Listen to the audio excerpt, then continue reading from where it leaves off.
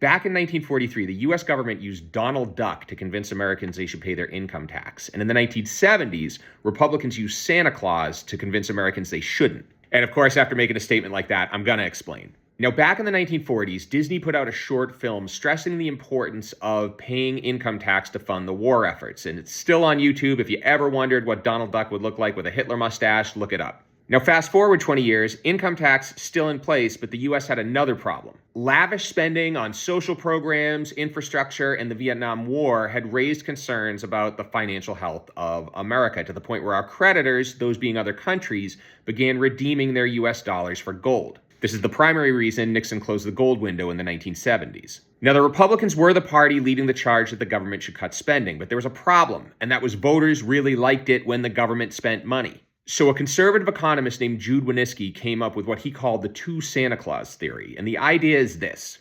The Democrats were the Santa of government spending, and in asking them to stop, Republicans looked like the Grinch.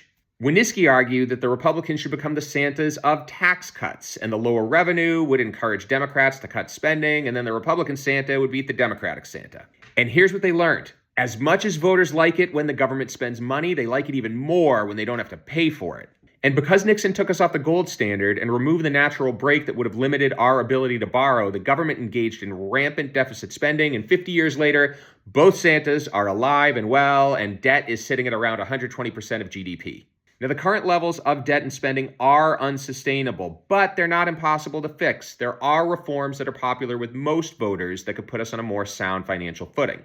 The problem is, Washington is not beholden to most voters.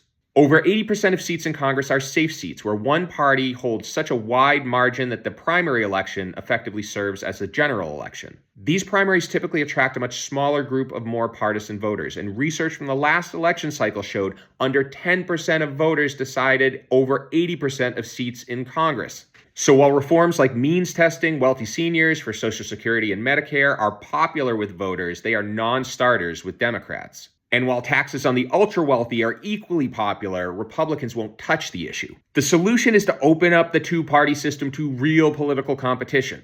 Reforms like nonpartisan open primaries and ranked choice voting would give voters a wider selection of policies, and it would also encourage politicians to seek out where the majority of their voters lie, not just a partisan slice. And the best part is we don't have to wait for Washington to act. These are reforms we can put in place at the state level where ordinary voters like you and me have real power. I talk about reforms that can open up the two-party duopoly to real political competition all the time, so drop me a follow if that is your thing. Thanks.